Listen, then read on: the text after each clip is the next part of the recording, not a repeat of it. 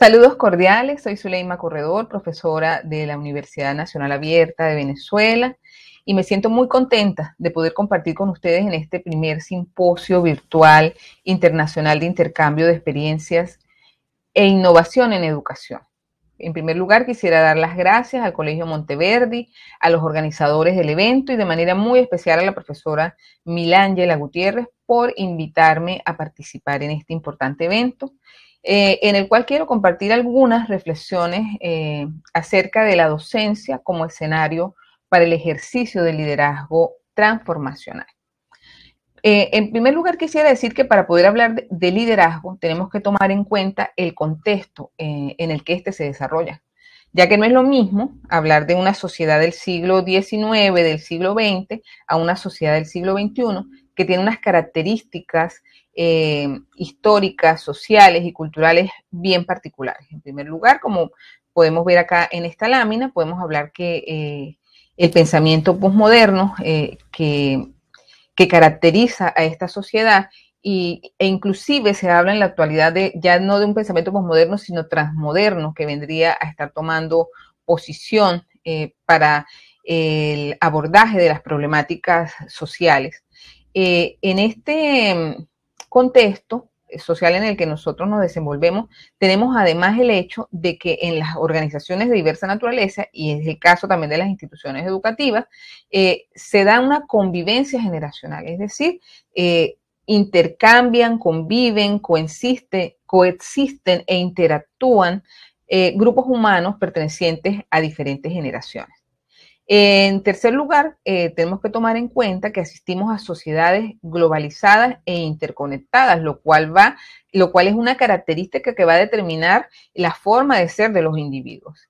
Y en el caso específico de las instituciones educativas, propiamente dicho, tenemos nuevos escenarios formativos, muchos de estos que se venían generando ya desde hace algunas décadas, pero otros que vienen impulsados o por decirlo de alguna manera, obligados prácticamente debido a la pandemia generada por la COVID-19.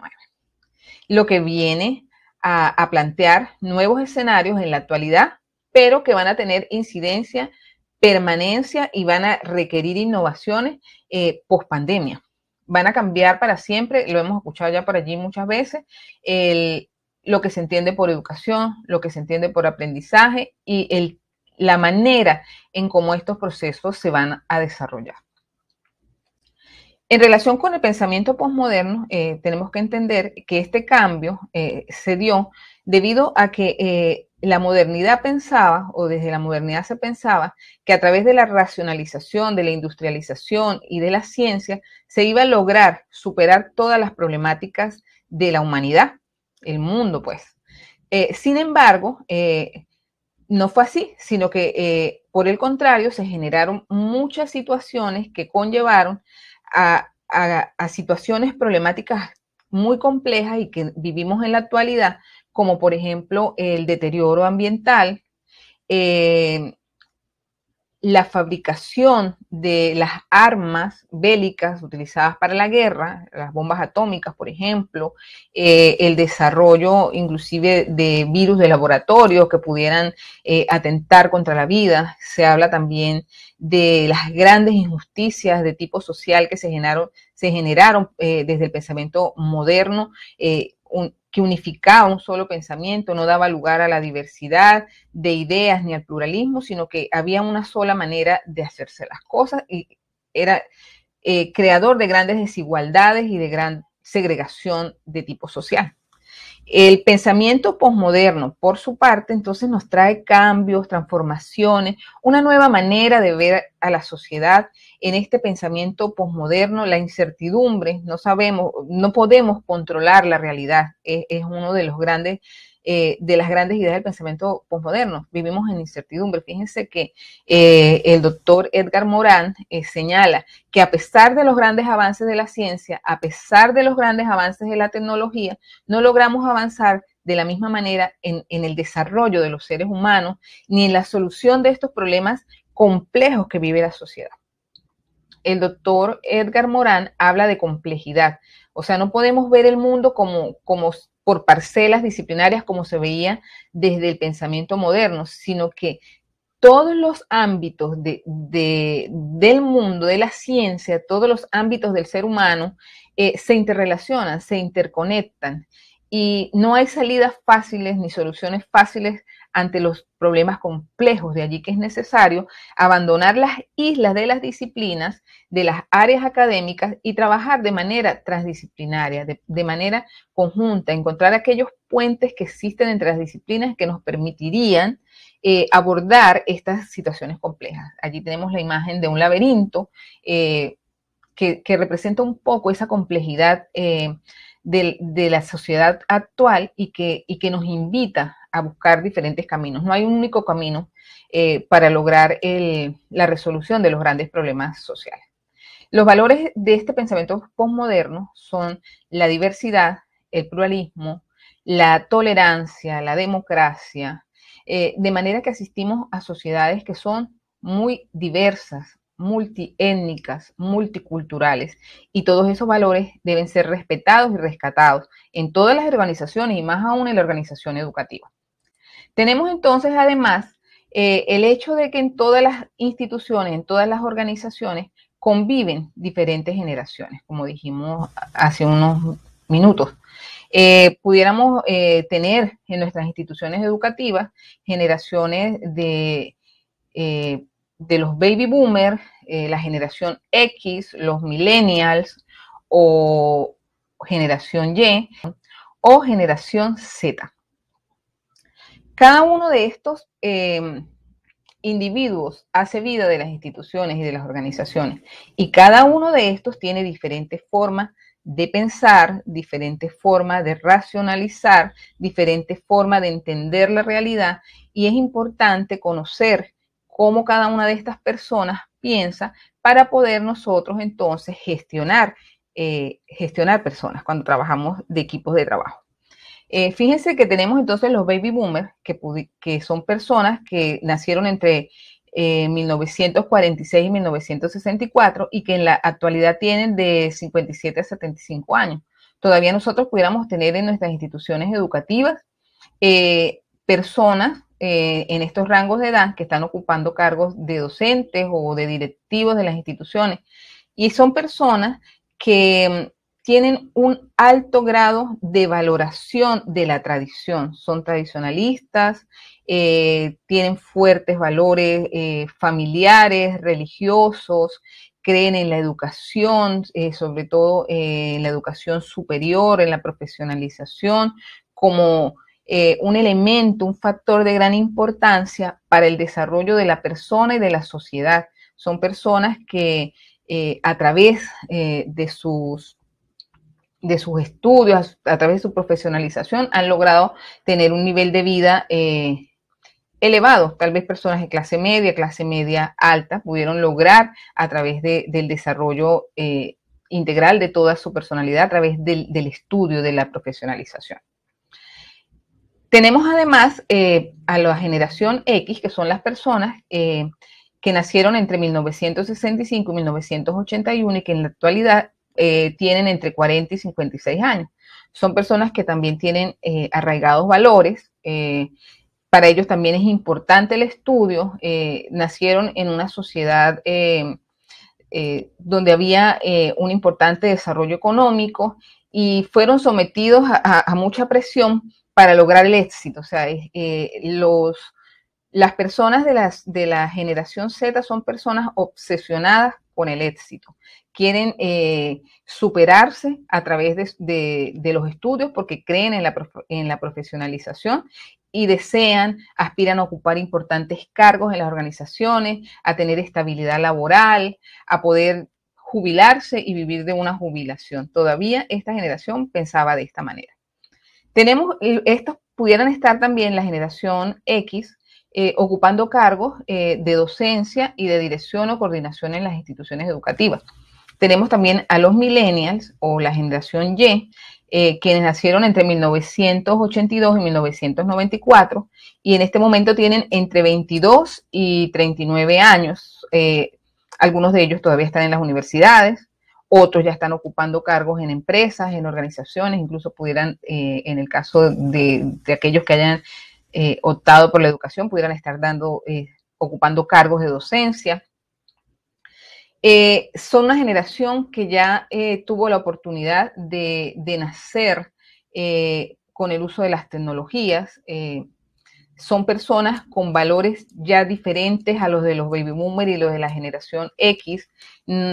Aunque son profesionales, muchos de ellos estudian, son emprendedores, son activistas sociales, tienen una inclinación personal por trabajar por el activismo social, por la disminución de las barreras, de las segregaciones. Ellos no esperan estar en un trabajo para toda la vida, de hecho cambian mucho de trabajo, sobre todo porque si no se sienten satisfechos y felices, no van a estar en una empresa ni en una organización. Para ellos es muy importante sentirse realizados, sentir que lo que se hace en esa empresa no solamente les da dinero, sino que les da satisfacción personal. Y tenemos a la generación Z, que nacieron entre 1995 hasta 2010, algunas personas los clasifican allí, otros dejan el espacio abierto, porque no tenemos todavía una nueva generación humana clasificada. Estos deben tener entre 11 a 21 años, es decir, son los chicos que tenemos nosotros en educación básica, en educación media y en las universidades. Son quienes están asistiendo en este momento a las instituciones educativas. Y estos, al igual que los millennials, pero aún más porque ellos nacieron con la tecnología. Muchos de ellos cuando llegaron a la escuela ya manejaban celulares, ya manejaban máquinas, tecnologías que les habían sido dadas en su hogar.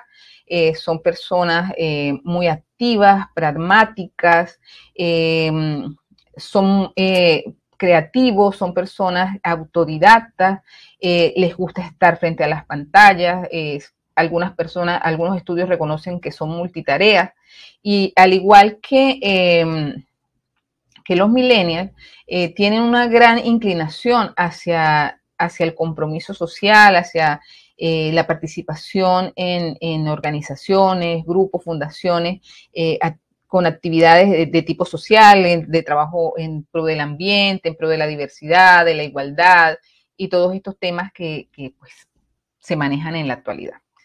Esta generación, que es la que tenemos nosotros en la escuela, es el compromiso y es el reto que tenemos nosotros como docentes de poder llegar a ellos. ¿Cómo llegar a ellos? A través de un viejo modelo educativo. Es complicado porque la escuela tradicional se basaba sobre todo en la clase presencial. Un profesor que tiene el conocimiento, es el transmisor del conocimiento, el transmisor del saber, es quien dirige el aula, es quien tiene el control total de lo que sucede dentro del aula, pues se da un choque entre generaciones, porque ¿cómo logramos nosotros motivar a un estudiante que viene con otros intereses, que tiene otros rasgos de personalidad, que tiene otra manera de enfrentarse al conocimiento? Porque para nadie es un secreto que en la actualidad la escuela, la universidad, la institución educativa en general perdió ese rol de transmisor de conocimientos que pudo haber tenido en épocas anteriores. En este momento ya no somos transmisores de conocimientos desde las instituciones educativas. Tal vez podemos ser facilitadores, guías, orientadores, pero ya no somos transmisores porque el conocimiento puede estar allí al alcance de un clic en la web. En la actualidad, como todos sabemos, el acceso a la información es ingente, como nunca antes en la historia. De manera que tenemos que replantearnos cómo vamos nosotros a lograr que toda esa información disponible pueda realmente transformarse en conocimientos. Y es allí donde juega un papel importantísimo el rol del docente. Tenemos además entonces una sociedad globalizada e interconectada. El término globalización en un principio se refería al hecho de la internacionalización de los mercados, pero en la actualidad abarca mucho más que eso, o sea, ya es un concepto de una globalización de tipo cultural e incluso de las ideas, es decir, que las ideas pueden traspasar libremente las fronteras y en la actualidad ya es muy fácil para las personas conocer lo que sucede en otras latitudes en tiempo real. Y ese pensamiento que puede haber, esas ideas, los cambios, las transformaciones que puede haber en un lugar pueden pasar fácilmente a través de las tecnologías de la información y comunicación a otros contextos y de este modo generalizarse. De manera que aquí estamos hablando entonces ahora de una sociedad que es global. Entonces, en esta sociedad globalizada, tenemos la eliminación de las distancias geográficas, la gente tiene un acceso ilimitado a la información, hay interacción entre personas que se encuentran dispersas geográficamente, no solamente en pequeñas distancias, sino en grandes distancias, con personas de otros continentes, en otros idiomas, y hay una interdependencia entre los países. Esta globalización y esta interconexión es sumamente importante porque supera todas las posibilidades de acceso a información, a conocimientos, a ideas que pudiéramos haber tenido en las generaciones anteriores. En este contexto planteado tenemos entonces nosotros la institución educativa. La acepción más tradicional de la palabra institución alude a o le da un rango de poder, a un rango de valor. La institución es aquella que está encargada de transmitir valores, es aquella que está encargada de custodiar los valores de la sociedad. Y eso era precisamente lo que hacía la institución educativa. La institución educativa en el pasado y aún en el presente tiene la misión de transmitir los valores socialmente aceptados. Ahora bien, ¿cuál sociedad? Si estamos hablando que tenemos una sociedad compleja, interconectada, globalizada, y que es una sociedad que ha cambiado. Ha cambiado, la pregunta es, ¿ha cambiado de igual manera la forma en cómo se concibe el aprendizaje, de cómo se concibe la enseñanza dentro de las instituciones?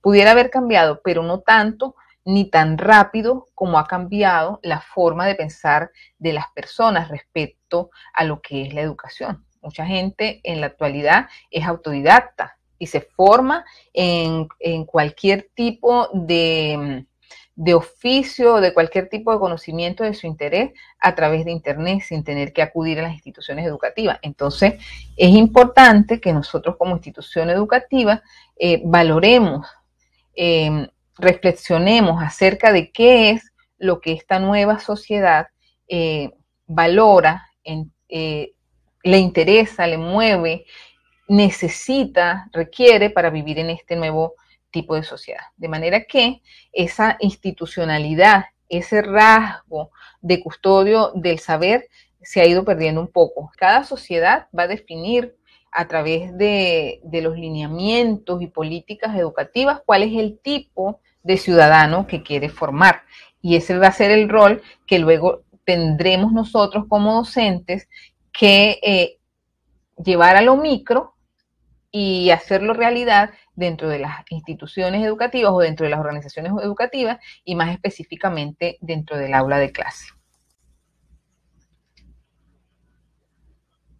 La educación educativa, la institución educativa, perdón, es entonces un espacio material con instalaciones, equipamientos, es un conjunto de personas que es la definición más básica de lo que es una organización, grupo de personas interconectadas o interrelacionadas hacia la consecución de un objetivo.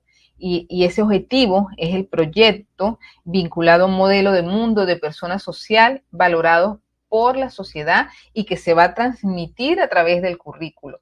Aunque hay un ideal de ser humano que se quiere formar, aunque hay un currículo que viene dado, un macrocurrículo que viene dado desde las instancias de política educativa, cada una de las escuelas posee su propia cultura organizacional que va a responder a las creencias y a los valores propios dentro de esa institución. Entonces no va a ser lo mismo una escuela, por ejemplo, que sea una escuela católica o una escuela que es guiada por una comunidad cristiana o una escuela que es secular a una escuela que tiene valores, por ejemplo, en el ámbito del desarrollo de los deportes. Cada institución va a tener una cultura y un modo propio de hacer las cosas.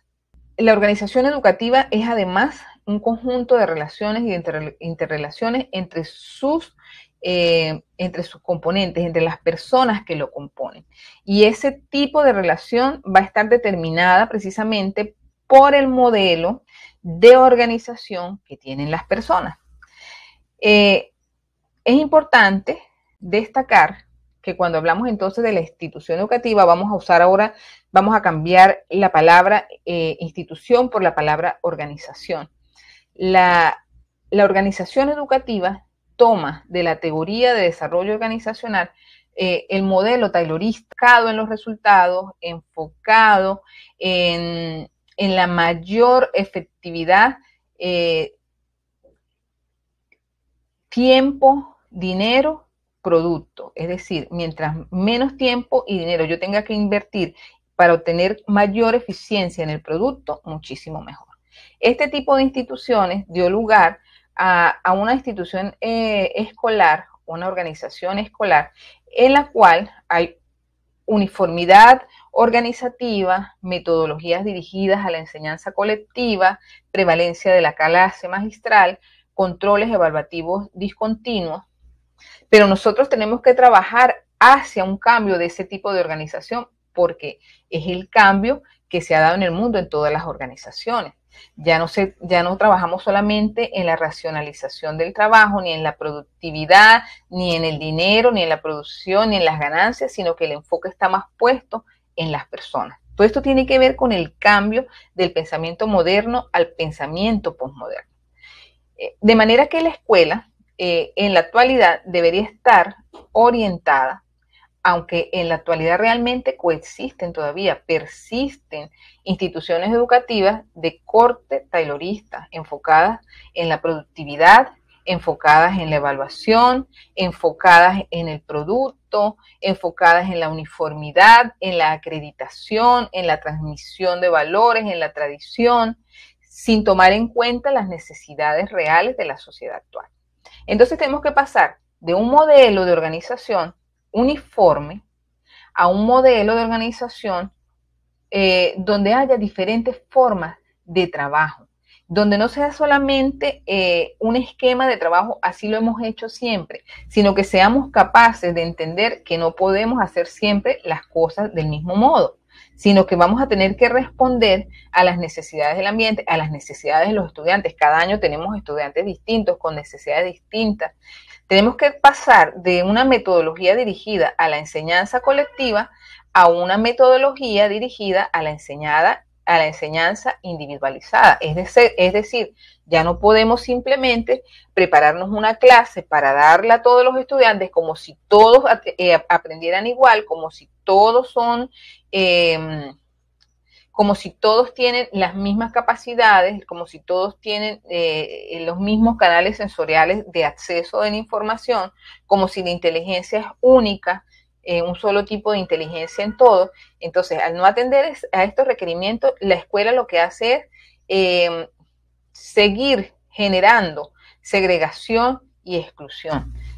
En la actualidad, aunque es más trabajoso, es más costoso para el docente, la orientación está dirigida a la enseñanza individualizada, es decir, a ser capaces de comprender que tenemos estudiantes que son diferentes, con diferentes capacidades, con diferentes habilidades, con diferentes canales de acceso a la información y que algunos de ellos van a requerir de nosotros que tengamos que hacer inclusive adecuaciones curriculares.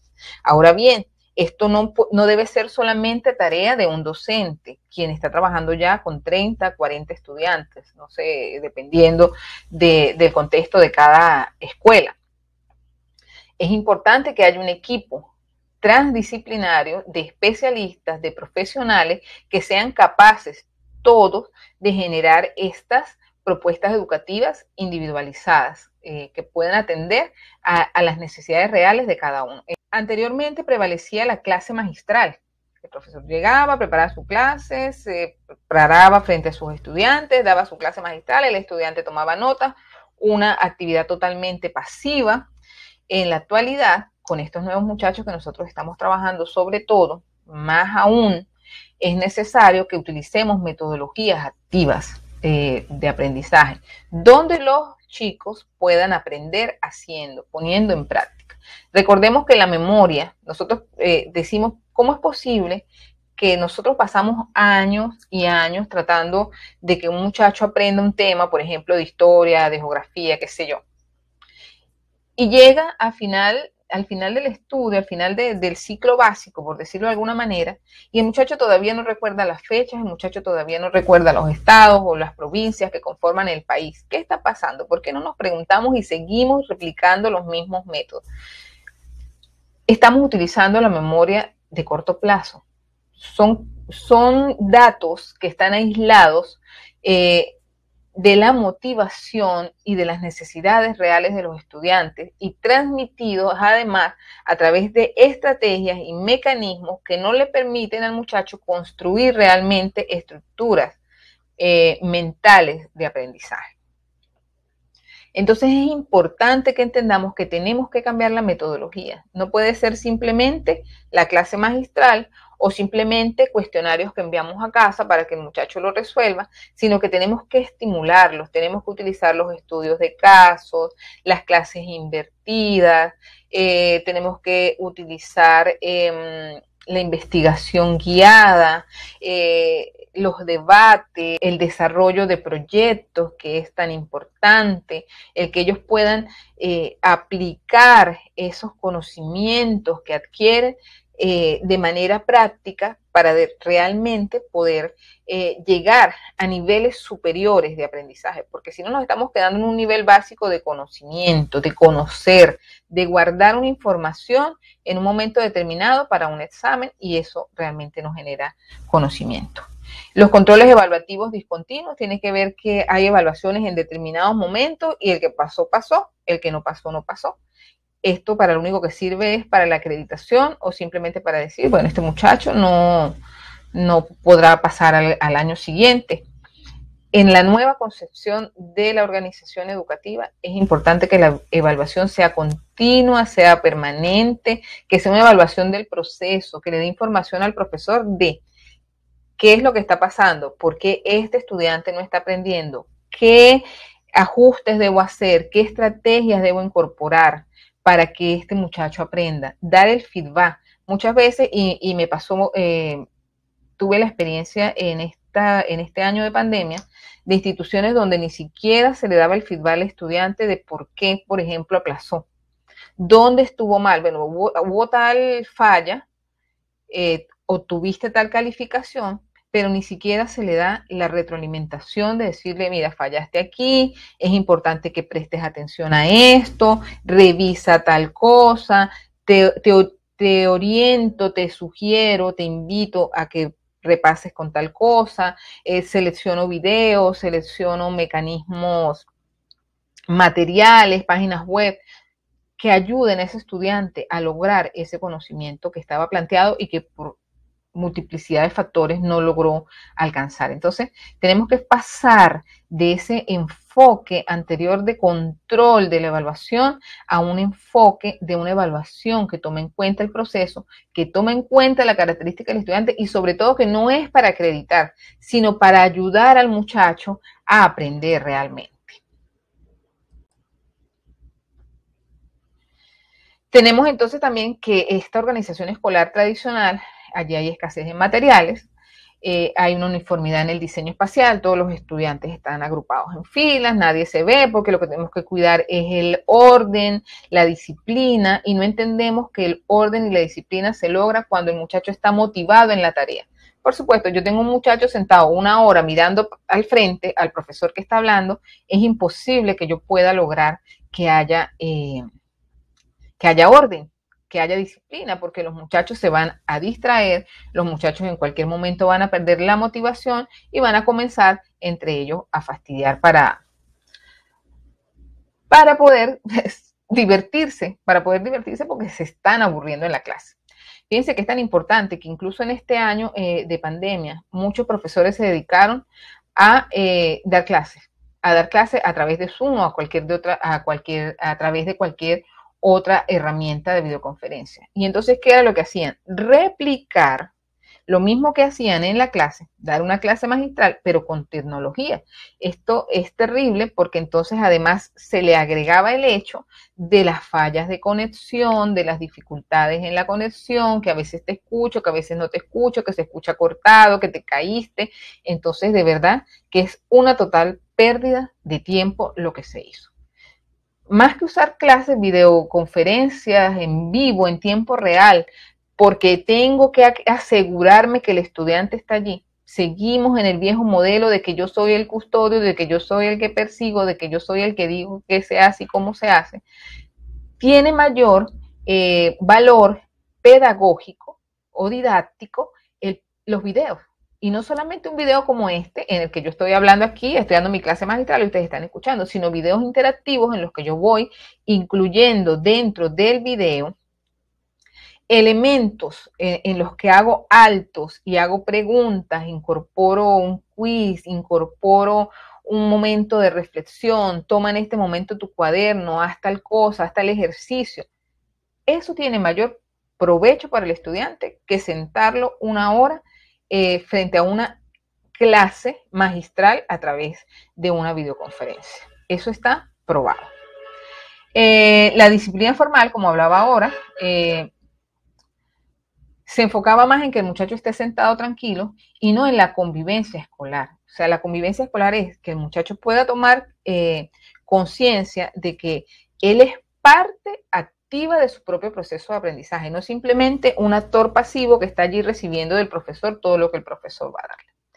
Las escasas relaciones con el entorno. En el nuevo modelo hay una importante relación con el entorno. Los padres son nuestros principales colaboradores. Muchas veces los docentes creemos que los padres son un fastidio, que los padres no nos ayudan, que los padres simplemente nos lanzan a los muchachos a la escuela como responsabilidad nuestra y no aprovechamos. Sobre todo en la pandemia ha sucedido que los padres se han visto abarrotados del trabajo académico. No les hemos dado a los padres en muchas experiencias, en muchas situaciones que he tenido la oportunidad de observar, no se le ha dado a los padres las herramientas para poder acompañar a los muchachos en este proceso. Entonces, eso también ha limitado muchísimo el hecho de que el padre pueda sentirse parte. El padre sintió que le pasaron la responsabilidad, le pasaron la pelota, pero no sabe qué hacer, el padre no es docente. Entonces, allí también hemos cometido algunas fallas. Las tecnologías tradicionales se usaban en la organización tradicional y en la actualidad deberíamos tender hacia un uso intensivo de las tecnologías.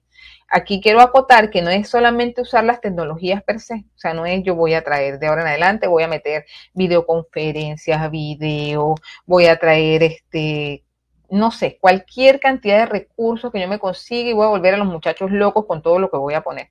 No, no se trata de eso, se trata de saber utilizar las tecnologías con fines educativos. ¿Cuál es mi objetivo? Lo primero que me tengo que plantear es el objetivo formativo.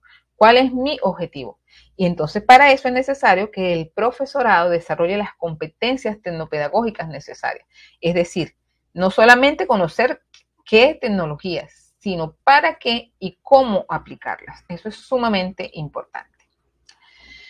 Bueno, necesitamos entonces definitivamente, como hemos visto hasta ahora, un cambio, una transformación en la educación, en las organizaciones educativas. Pero ¿quién va a liderar esos cambios, perdón? O sea, son cambios importantes, son cambios no solamente de forma, son cambios de fondo.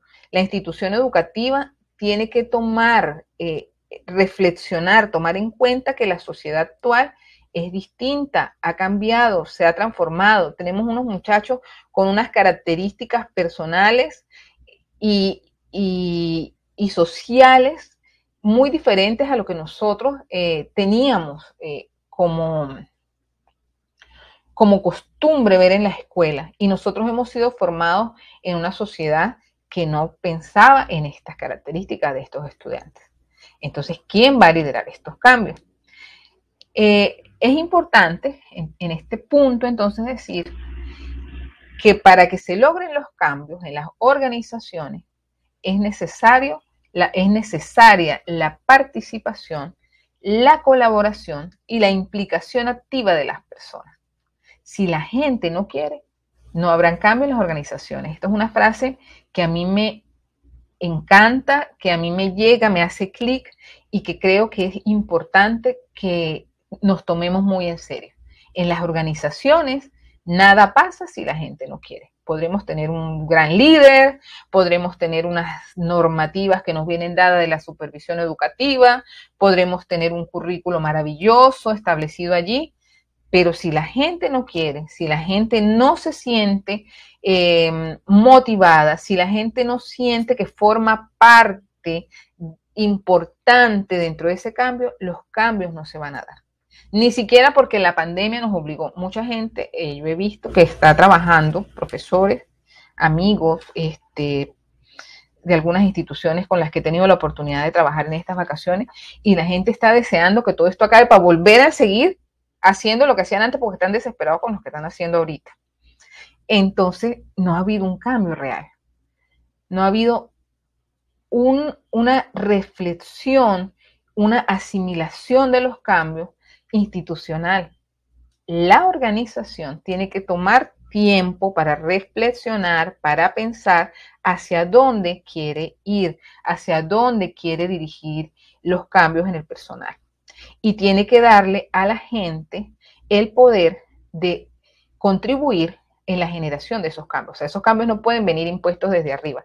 En la organización transformacional, donde se ejerce un liderazgo transformacional, el jefe, el directivo, quien lleve las riendas de la organización, tiene que valorar a su personal, tiene que creer en su personal, en sus capacidades, tiene que escucharlo. Hay que invertir muchísimo tiempo en reuniones, sean presenciales, sean a través de estas redes para conferencias, de estas herramientas para realizar conferencias, pero hay que tomarse el tiempo para reflexionar juntos, para hacer propuestas de hacia dónde queremos ir.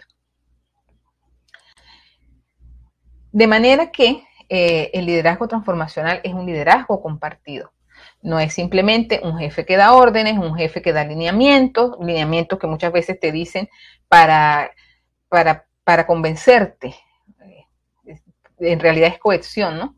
Te dicen, estos lineamientos vienen del ministerio. Bueno, si ya vienen del ministerio no hay nada que hacer, hay que hacerlo, ¿no? Nada. Si la gente no quiere, la organización no va a cambiar. Entonces este liderazgo tiene que ser compartido entre los directivos de la organización, del plantel educativo, de la organización educativa, el profesorado, los coordinadores, inclusive las familias. Muchas veces tenemos que escuchar también, muchas veces no siempre tenemos que escuchar a las familias, porque algunos de los cambios que nosotros vamos a implementar van a incidir necesariamente en la forma como la familia ve la educación y en cómo la familia va a poder colaborar con la institución para que estos cambios realmente se puedan dar. Entonces, un liderazgo transformacional tiene una visión compleja de la gerencia, una visión compleja de la realidad. En la tradicional era más fácil, tengo un objetivo, tengo unos recursos y tengo una gente que va a funcionar como una maquinita para yo poder hacer esto. Acá en la gerencia compleja, no. Tenemos que tener conciencia de que los problemas son complejos y que no se van a resolver con respuestas fáciles. El líder tiene que tener la capacidad de influenciar a los demás, el ejercicio de acciones transformadoras. Esto se ha hecho así siempre, esa palabra tenemos que eliminarla de nuestro vocabulario. ¿Cómo vamos a hacer las cosas nuevas para generar nuevas instituciones? El foco de influencia del líder no está puesto en su cargo de jefatura. ¿No? El liderazgo no se ejerce solamente porque el jefe tiene un cargo de jefe. De hecho, tenemos muchos jefes que pueden ser buenos líderes, pero también tenemos jefes que pueden ser todo lo contrario a un líder. Entonces, la influencia en el grupo de trabajo no se ejerce por la autoridad, sino por la persuasión dialógica, por ese diálogo, por esa capacidad de empatizar, de relacionarme con mi equipo de trabajo, no con mis súbditos ni con los que están debajo de mí, sino con el equipo de trabajo. hay que dar una lectura oportuna a las inquietudes de todos, a las inquietudes de los estudiantes, las inquietudes de los profesores. Esto no me está funcionando, esto está generando estrés, esto está generando que los muchachos salen más aplazados. Es decir, hay que ver la realidad, escuchar a todos los que están participando, no simplemente imponer. Y esta generación de espacios para generar acciones, lo que decía anteriormente, es necesario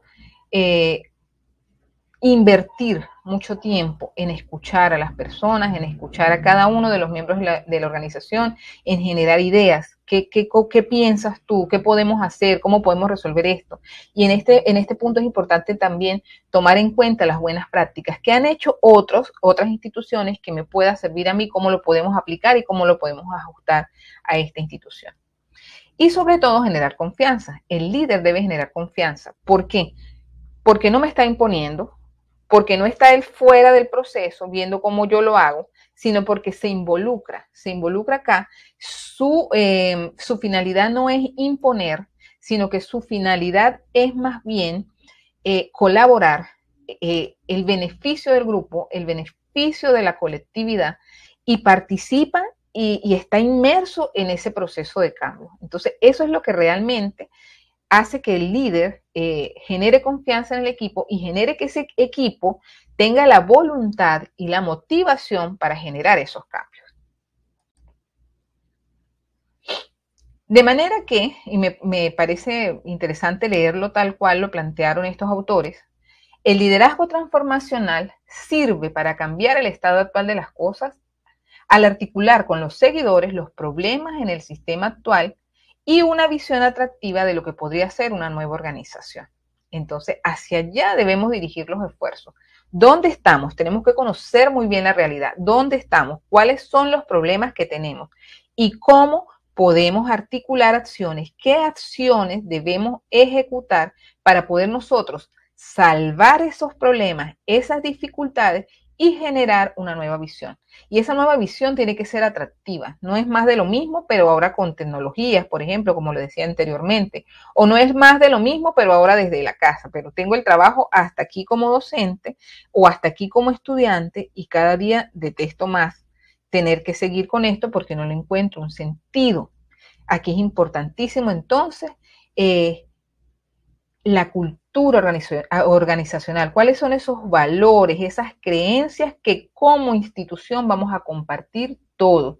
Y ese clima organizacional donde todos nos sentimos parte, donde nos sentimos contentos, donde nos sentimos satisfechos, donde sentimos que podemos aportar, que somos parte importante de ese cambio. El enfoque tradicional, enfocado en los objetivos, en los resultados, en las ganancias, en la productividad, en la eficiencia, quedó atrás. Tenemos un nuevo modelo enfocado en las personas. Cómo motivar a las personas para que se sientan parte importante de la organización y de esta manera puedan motivarse y posibilitar que esos cambios realmente se den. Tenemos entonces que el líder transformacional tiene unas características. En primer lugar, son idealizados. Esto se sintetiza un poco lo que ya he dicho. Son idealizados en el sentido de que son un ejemplo moral de trabajo orientado al equipo, a la organización, a la comunidad. No son islas, no es que están allá solos como comandando qué es lo que hay que hacer y ellos allá no están haciendo lo que se supone que tenemos que hacer todos los demás. Alienta a los seguidores a encontrar formas nuevas de hacer las cosas para modificar las cosas y lograr el éxito, el cambio. Logran responder de manera rápida a las exigencias del entorno, no se quedan pegados en fórmulas viejas preestablecidas, sino que son capaces de innovar, son innovadores, cambian rápido, tienen esa flexibilidad mental y de acción para ejecutar las cosas. Poseen habilidades de comunicación y de persuasión mediante las cuales logran influir positivamente en los seguidores. Esto es totalmente fundamental. Diálogo, interacción, comunicación son palabras clave en el liderazgo. Y no estoy hablando solamente del liderazgo que ejerce el directivo, los coordinadores de áreas de carreras, de áreas académicas o de niveles educativos, sino que es la misma actitud o la misma habilidad que debe desarrollar el docente como líder dentro de su aula de clase.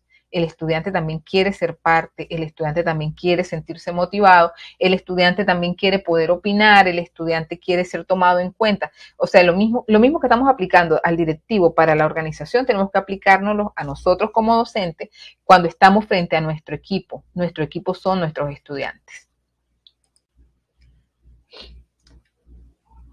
Entonces, el docente como líder organizacional, transformacional, tiene algunas habilidades. Cree en las capacidades de sus alumnos y los motiva a lograr el máximo rendimiento. Diversifica métodos y estrategias para lograr la individualización de la enseñanza.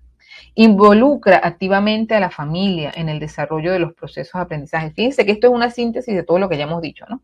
Utiliza metodologías activas que permiten al estudiante movilizar procesos cognitivos superiores. Utiliza intensivamente las tecnologías tomando en cuenta la realidad del contexto, porque si yo utilizo una tecnología en un lugar donde la gente no tiene conexión y se tienen que conectar y tienen que salir corriendo a ver dónde consiguen un computador, pues esto es lo que me va a generar es estrés y malestar, ¿no? Valora el desarrollo integral de sus estudiantes, el desarrollo del conocer, del hacer, del ser, del convivir. Desarrollo integral no solamente de las áreas académicas, sino de la persona, que ellos desarrollen su personalidad, la capacidad de vivir con otros, de resolver problemas, la convivencia, el respeto, la tolerancia, todo eso tenemos que tomarlo en cuenta como ejes transversales. Entiende la evaluación, como un mecanismo permanente que le permite ajustar su acción para garantizar el aprendizaje. Conformación de redes profesionales. El docente en la actualidad no debe ser una isla, trabajar solo, sino que tiene que ser una persona que entiende que hay otros docentes, y no solamente en su país, ni en su región, sino en cualquier parte del mundo que está haciendo cosas, que está haciendo prácticas educativas de calidad, prácticas educativas buenas y que las puede utilizar, que las puede ajustar y que puede formar parte y tomarlas, porque hay muchísimas redes docentes donde puede participar. Y es muy importante también que cuando nosotros hacemos prácticas, buenas prácticas, algunas experiencias con nuestros estudiantes, pues también las compartamos para que otras instituciones, otros docentes puedan enriquecerse de esas prácticas. Y el profesor, el docente, líder transformacional, entiende que debe formarse permanentemente, seguir formándose como docente en el ámbito propiamente docente, formarse en competencias tecnopedagógicas, formarse en áreas transversales del desarrollo personal para que pueda ayudar también a los muchachos a desarrollar esa parte personal y emocional. Entonces, todas esas áreas deben ser abarcadas por el profesorado. En definitiva, ya para finalizar entonces, después de todo esto que hemos dicho, la pregunta que debemos hacernos es, ¿qué clase de centro educativo queremos tener? ¿Cuál tenemos y a cuál queremos llegar? ¿Qué es lo que queremos ver en el futuro? Cuando nos hacemos esta pregunta, entonces podemos, tanto los que ocupan los cargos de jefatura como los miembros del equipo, poder comenzar a generar ideas de qué nos puede ayudar a generar esos cambios. Bueno, no es más por ahora, ya el tiempo apremia, debo ir cerrando. Muchísimas gracias por su atención, muchísimas gracias por la invitación a este espacio de compartir reflexiones y experiencias y saberes en educación. Espero que a través del espacio de los comentarios pues podamos tener una interacción y poder pues seguir compartiendo allí con todos ustedes. Muchísimas gracias.